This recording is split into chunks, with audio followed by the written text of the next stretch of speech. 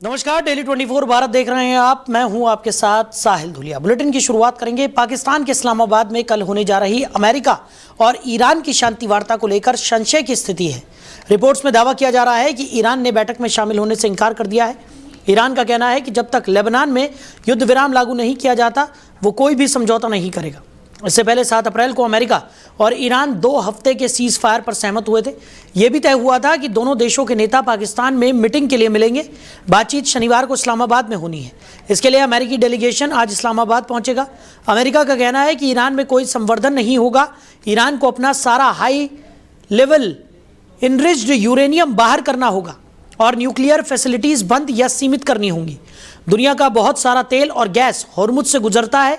Iran अभी भी इसका नियंत्रण रखना चाहता है और टोल लेने की बात कर रहा है। वहीं अमेरिका चाहता है कि रास्ता पूरी तरह खुला और सुरक्षित हो, बिना किसी रुकावट या फीस के। तो लेबनान में सीज फायर लागू होने के बाद भी स्थितियां काफी अलग देखने को मिली।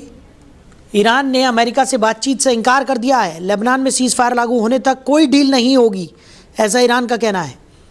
तो कल पाकिस्तान में बातचीत होनी है, लेकिन इस बातचीत को लेकर भी अभी संशय बना हुआ है। तो इसी खबर पर ज्यादा चर्चा के लिए हमारे मैनेजिंग एडिटर रमेश ठाकुर जी हमारे साथ जुड़ गए।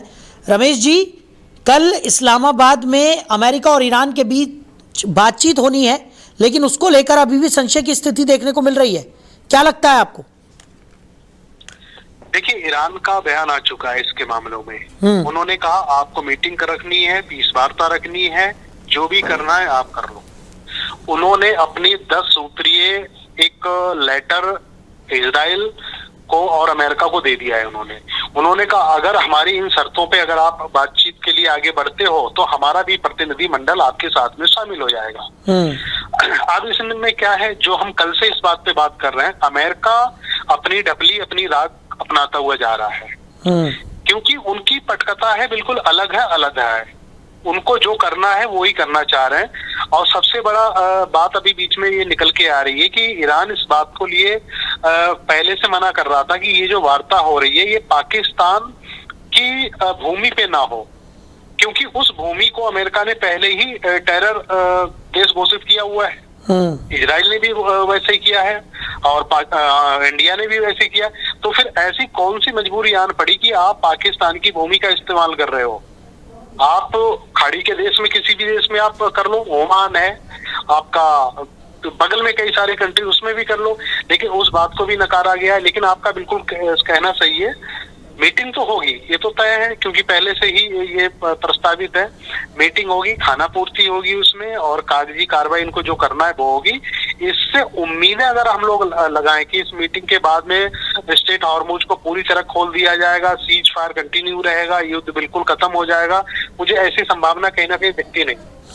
लेकिन इसके साथ साथ जिस तरीके का बयान ईरान की तरफ से सामने आया है उसको लेकर भी तो संशय कहीं ना कहीं बढ़ता हुआ नजर आ रहा है, क्योंकि ईरान ने किसी भी तरह की बातचीत से इनकार कर दिया है तब तक जब तक उसका कहना है कि उसकी शर्तों को यहाँ पर नहीं मान लिया जाता।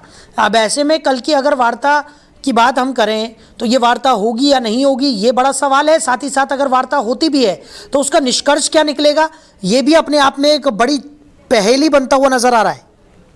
साहिल, एक चीज आप समझिए, आप पत्रकार हो, अगर पूरे मामले को अगर आप ढंग से एनालिसिस करो, ये कोई मुद्दा कोई छोटे मोटे मुद्दे को रिसॉल्व करने के लिए नहीं हो रहा है। ये बहुत बड़ा युद्ध हो चुका है, और जिसमें अनुमानित धन जान माल का नुकसान हो चुका है। तो इसको सुलझाने के लिए जब तक वैश्विक स्तर की कोई बड़ी कमेटी, चाहे G20 हो जाए, ब्रिक्स हो जाए, UN हो जाए, इस तरीके की कमेटियां जब तक बाहर निकल के नहीं आएंगी और उनको वो आके इसको रिप्रेजेंट नहीं करेंगे, तब तक ये मामला सुलझने वाला नहीं है। अब इसमें क्या है, अमेरिका के जो राष्ट्रपति हैं वो अपने से जो उनके मनपसंद है उसको लेके साथ में आ रहे हैं। इजराइल को साथ में ले लिया, चाइना को साथ में ले लिया, पाकिस्तान को साथ में ले लिया, तुर्की की बात अभी नहीं आ रही थी, उनको भी साथ में ले लिया। ये तो कंट्री वो है जो आपकी नतमस्तक है, गुलाम है आपके, उनके साथ में आप क्या करें? अगर आपको करना है आप इंडिया को शामिल कीजिएगा, आप ब्रिटेन को साथ में लो, रूस को भी साथ में आप लो, तब तो मानी जाएगी, तब तो इसकी ऑथेंटिसिटी रहेगी कि इस मीटिंग का कोई सार निकलेगा। वही मैंने पहले कहा, देखो पूरी तरीके से डोनाल्ड ट्रंप तानाशाह रवैया अपनाए हुए हैं। वेनेजुएला में जो उन्होंने करा, पूरा विश्व शांति जैसे कहने मुंह पे एकदम दही जम जाती है उस तरीके से देखते रहे। आज पूरा उनका मुल्क गुलाम हो गया है, जितने भी तेल भंडार उस पे कब्जा हो गया है, और उनकी राष्ट्रपति किस हाल में है और उनके ऊपर यातना कैसी है, क्या कोई जान पा रहा है, या किसी के पास कोई खबर वगैरह आ रही है? बिल्कुल नहीं आ रही है। यही ये लोग ईरान के साथ में करना चाह रहे थे। खामनोई की हत्या के बाद में इन्होंने सोचा था बिल्कुल समेट देंगे हम 3-4 दिन में, वो हो नहीं पाया।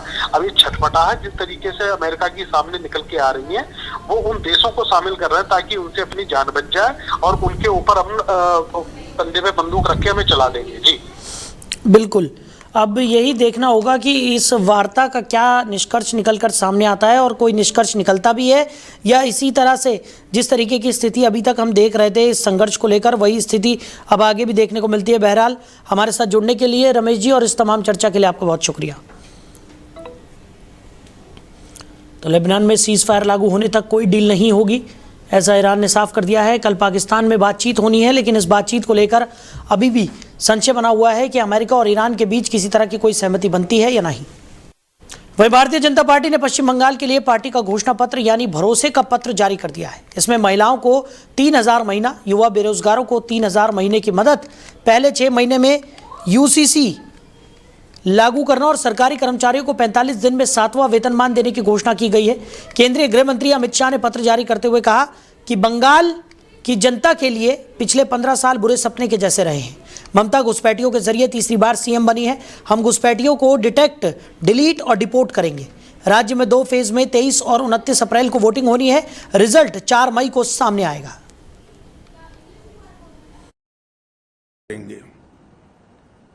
भारतीय जनता पार्टी शासित कई राज्यों ने common civil code, uniform civil code लागू किया है। हम 6 माह के अंदर ही बंगाल के अंदर यूसीसी को लागू कर सभी नागरिकों के लिए एक ही कानून बंगाल में हो, वो सुनिश्चित करेंगे। देश भर से बंगाल की सीमा गौ तस्करी का एक प्रमुख जरिया बनी है। हम बंगाल की सीमाओं को घुसपैठ के लिए तो सील करेंगे ही करेंगे, ये सुनिश्चित करेंगे कि एक भी गौ माता की तस्करी बंगाल के माध्यम से भारत के बाहर न हो। इसको कठोरता के साथ हम सुनिश्चित करेंगे। 1 करोड़ स्वरोजगार और रोजगार के तक हम निर्मित करेंगे। उद्योगों को लगाकर नई रोजगारी खड़ी करेंगे। तो इसी बीच मथुरा से एक बड़ी खबर निकलकर सामने आ रही है। आपको बता दें कि यहां पर एक बड़ा हादसा हो गया है। बड़ी खबर मथुरा से आपको बता रहे हैं। श्रद्धालुओं की नाव यमुना में पलट गई। बड़ी खबर आपको बता रहे हैं। मथुरा में यह हादसा हुआ है। नाव पलटने से 8 लोगों की मौत की खबर है। तो नाव में 20 से 25 श्रद्धालु सवार थे। पीपा पुल से टकराकर यह नाव पलट गई और बड़ा हादसा हो गया। तो मथुरा के केसी घाट पर यह नाव पलटी है। तो श्रद्धालुओं का दल पंजाब से आया हुआ था। मथुरा से इस वक्त की बड़ी खबर आपको बता रहे हैं। तो श्रद्धालुओं की नाव यमुना में पलट गई और नाव पलटने से 8 लोगों की मौत हो गई है। बड़ी खबर आपको बता रहे हैं। वहीं पश्चिम बंगाल की मुख्यमंत्री ममता बनर्जी ने बीजेपी पर तीखा हमला किया। उत्तर 24 परगना जिले के टेटुलिया में एक चुनावी रैली को संबोधित करते हुए उन्होंने कहा कि बीजेपी को असम के स्थानीय लोगों के वोटों पर भरोसा नहीं था, इसलिए पार्टी ने चुनाव जीतने के लिए बाहर से लोग बुलाए। ममता ने दावा किया कि उत्तर प्रदेश से 50,000 लोगों को ट्रेन में भरकर असम लाया गया। ममता बनर्जी ने केंद्र सरकार पर निशाना साधते हुए कहा कि बीजेपी के राज में देश की कोई भी एजेंसी निष्पक्ष नहीं रह गई है। उन्होंने आरोप लगाया कि केसरिया पार्टी ने सभी एजेंसियों को खरीद लिया है। बीजेपी पर कड़ा प्रहार करते हुए उन्होंने कहा कि एक सांप पर तो भरोसा किया जा सकता है लेकिन बीजेपी पर कभी नहीं। पश्चिम बंगाल विधानसभा चुनाव से पहले टीएमसी और बीजेपी के बीच जुबानी जंग काफी तेज हो गई है। वहीं भारत के विदेश मंत्री डॉक्टर एस जयशंकर ने अपने जापानी समकक्ष तोशिमित्सु मोटेगी से फोन पर बातचीत की। दोनों नेताओं ने पश्चिम एशिया में तनाव और होर्मुज स्ट्रेट के खोलने को लेकर ताज़ा स्थिति पर चर्चा की। दोनों नेताओं ने इसकी जानकारी दी। जापानी विदेश मंत्री ने अमेरिका ईरान संघर्ष के दौरान मारे गए भारतीयों के प्रति शोक जताया। भारत के विदेश मंत्री डॉक्टर जयशंकर ने सोशल मीडिया प्लेटफॉर्म एक्स पर लिखा कि जापान के विदेश मंत्री तोशिमित्सु मोटेगी से बात करके अच्छा लगा। पश्चिम एशिया में होर्मुज स्ट्रेट के जरिए अंतर्राष्ट्रीय शिपिंग समेत विकास पर चर्चा हुई। लड़ाई में मारे गए भारतीयों के प्रति उनकी संवेदना के लिए शुक्रिया। वहीं जापानी विदेश मंत्री मोटेगी ने लिखा कि मैंने भारत के विदेश मंत्री जयशंकर से फोन पर बात की। हमने मिडिल ईस्ट के मौजूदा हालात, होर्मुज स्ट्रेट में नेविगेशन की सुरक्षा सुनिश्चित करने समेत हालातों को स्थिर करने और ऊर्जा और संसाधनों की सप्लाई क्षमता की मजबूती बढ़ाने जैसे दूसरे मुद्दों पर बात की। जापान के विदेश मंत्रालय ने भी यह जानकारी साझा की। वहीं बिहार के मुख्यमंत्री नीतीश कुमार ने राज्यसभा सदस्य के तौर पर शपथ ग्रहण कर ली है। उपराष्ट्रपति सीपी राधाकृष्णन ने उन्हें पद की शपथ दिलाई। इस खास मौके पर जेपी नड्डा, निर्मला सीतारमण और अर्जुन राम मेघवाल जैसे दिग्गज केंद्रीय मंत्री और बिहार एनडीए के कई नेता उपस्थित थे। संजय झा ने सिग्नेचर करने के लिए उन्हें पेन दिया। इसके बाद मुख्यमंत्री ने कहा, हो गया चले, जिस पर फोटो सेशन के लिए रुकने को कहा गया। मुख्यमंत्री नीतीश कुमार ने चारों सदन का सदस्य बनने का रिकॉर्ड बनाया है। वो पहली बार राज्यसभा पहुंचे हैं, जबकि इससे पहले लोकसभा, बिहार विधान परिषद और 2 बार विधानसभा के सदस्य रह चुके हैं। नीतीश कुमार शाम को पटना लौट आएंगे। ये कयास लगाए जा रहे हैं कि नीतीश कुमार 14 अप्रैल को सीएम के पद से इस्तीफा दे सकते हैं। उधर बिहार विधानसभा को बम से उड़ाने की धमकी मिली है। धमकी भरे ईमेल में लिखा गया था कि आज साइनाइड गैस के साथ 13 आरडीएक्स और आईईडी को मिलाकर उड़ा दिया जाएगा। ईमेल में यह भी लिखा गया था कि धमाके के पहले सभी विधायकों को और लोगों को बाहर निकाला जाए। धमकी मिलने के बाद बिहार विधानसभा में सुरक्षा बढ़ा दी गई है। इसके साथ ही विधानसभा में बम स्क्वाड की टीम छानबीन के लिए पहुंची। हालांकि कुछ मिला नहीं है। स्थानीय थाना और डॉग स्क्वाड की टीम भी मौके पर मौजूद रही। इससे पहले बिहार विधानसभा को पिछले महीने 13 तारीख को ईमेल के जरिए धमकी दी गई थी। इसके बाद बिहार विधानसभा के अध्यक्ष ने बैठक बुलाई थी। वहीं कांग्रेस नेता पवन खेड़ा को असम में दर्ज मामले पर अग्रिम जमानत मिल गई है। पवन खेड़ा ने असम के मुख्यमंत्री हिमंत बिस्वा शर्मा की पत्नी रिनिकी भुइयां शर्मा को लेकर गंभीर आरोप लगाए थे। इसके बाद हिमंत बिस्वा शर्मा की शिकायत पर गुवाहाटी में पवन खेड़ा के खिलाफ मामला दर्ज किया गया। ऐसे में पवन खेड़ा ने तेलंगाना हाईकोर्ट में अग्रिम जमानत याचिका दाखिल की और कोर्ट ने उनकी याचिका पर सुनवाई करते हुए उन्हें जमानत दे दी है। तेलंगाना हाईकोर्ट ने पवन खेड़ा को 1 हफ्ते की अग्रिम जमानत दी है। 1 हफ्ते के अंदर कांग्रेस नेता को गुवाहाटी कोर्ट में जाना होगा। कांग्रेस के मीडिया एवं प्रचार विभाग के प्रमुख खेड़ा ने तेलंगाना कोर्ट में अपना आवासीय पता हैदराबाद में बताया है। उन्होंने उच्च न्यायालय से अनुरोध किया था कि गिरफ्तारी की स्थिति में उन्हें जमानत पर रिहा कर दिया जाए। खेड़ा की पत्नी तेलंगाना की है और हैदराबाद में उनका खुद का घर भी है। तेलंगाना में कांग्रेस सत्ता में है। ये याचिका 7 अप्रैल को दायर की गई थी। 9 अप्रैल को उस पर सुनवाई हुई और 10 अप्रैल को अग्रिम जमानत दे दी गई। खेड़ा ने याचिका में गुवाहाटी अपराध शाखा के पुलिस उपायुक्त थाने और तेलंगाना सरकार को प्रतिवादी बनाया था। वहीं इलाहाबाद हाईकोर्ट के जस्टिस यशवंत वर्मा ने राष्ट्रपति को अपना इस्तीफा सौंप दिया है। इससे पहले उनके आवास पर कथित तौर पर कैश मिलने को लेकर हुए विवाद के बाद उनका दिल्ली हाईकोर्ट से वापस इलाहाबाद तबादला कर दिया गया। उन्होंने 5 अप्रैल 2025 को शपथ ली थी और फिलहाल उनके खिलाफ आरोपों के संबंध में एक अंतरिम जांच चल रही है, जिसके चलते उन्हें संसद द्वारा पद से हटाए जाने की प्रक्रिया शुरू होने की भी संभावना है। आपको बता दें कि इलाहाबाद हाईकोर्ट के जस्टिस यशवंत वर्मा का नाम साल 2025 में कैश कांड में सामने आया था, जिसके बाद उन्हें दिल्ली हाईकोर्ट से इलाहाबाद हाईकोर्ट ट्रांसफर कर दिया गया था। ट्रांसफर के बाद उन्होंने 5 अप्रैल 2025 को इलाहाबाद उच्च न्यायालय के न्यायाधीश के रूप में शपथ ग्रहण की थी। दरअसल पिछले मार्च 2025 को जस्टिस वर्मा के दिल्ली स्थित सरकारी आवास 30 तुगलक रोड पर होली के दिन आग लगी थी। रात लगभग 11:30 बजे यह आग लगी। विभाग की तरफ से जारी नोट के मुताबिक आग लगने की सूचना 11:35 पर मिली। जस्टिस वर्मा उस समय घर पर नहीं थे। बताया गया कि इस दौरान वहां कथित तौर पर बड़ी मात्रा में नकदी मिली थी। वहीं नेपाल में तेल संकट के बीच आम जनता को बड़ा महंगाई का झटका लगा है। नेपाल ऑयल कॉरपोरेशन ने पेट्रोल, डीजल और रसोई गैस की कीमतों में भारी बढ़ोतरी का ऐलान कर दिया है। तो नई दरों के तहत पेट्रोल 17 रुपये प्रति लीटर और डीजल 25 रुपये प्रति लीटर महंगा कर दिया गया है, जबकि एलपीजी सिलेंडर की कीमत में 100 रुपये की बढ़ोतरी की गई है। लगातार बढ़ती ईंधन कीमतों में आम लोगों के घरेलू बजट पर सीधा असर डालना शुरू कर दिया है। रिपोर्ट के मुताबिक नई दरों के बाद पहली कैटेगरी में पेट्रोल 216.50 रुपये प्रति लीटर, दूसरी में 218 रुपये और तीसरी में 219 रुपये प्रति लीटर बिकेगा। वहीं डीजल की कीमत 204.50 रुपये से लेकर 207 रुपये प्रति लीटर तक पहुंच गई है। वहीं लागू हुई नई दरें आज रात 12 बजे से लागू होंगी। फरवरी के मुकाबले डीजल के दाम में करीब 47% की बढ़ोतरी दर्ज की गई है, जिससे ट्रांसपोर्ट सेक्टर पर भी बड़ा असर पड़ने की संभावना है। वहीं दिल्ली पुलिस की स्पेशल सेल ने पाकिस्तान की खुफिया एजेंसी आईएसआई की तरफ से चलाए जा रहे बड़े जासूसी नेटवर्क का भांडाफोड़ किया है। पुलिस ने दिल्ली और पंजाब से गिरोह के 11 सदस्यों को गिरफ्तार किया है। इस गिरोह के सदस्यों ने देश के अलग अलग हिस्सों में सीसीटीवी कैमरे लगा रखे थे। गाजियाबाद से जासूसी नेटवर्क में अब तक 24 गिरफ्तारी हुई है।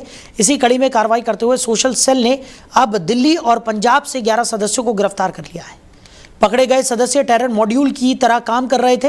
अब तक कुल 35 सदस्यों को गिरफ्तार किया जा चुका है। इनका नेटवर्क पूरे भारत में फैला हुआ है। जांच में खुलासा हुआ था कि गिरोह के सदस्य सैन्य ठिकानों, रेलवे स्टेशनों समेत अन्य संवेदनशील स्थानों की लोकेशन, फोटो, वीडियो पाकिस्तान भेज रहे थे। इन लोगों ने दिल्ली कैंट और सोनीपत रेलवे स्टेशन पर सोलर बेस्ड कैमरे भी लगाए थे। इन कैमरों की फीड पाकिस्तान दी गई थी।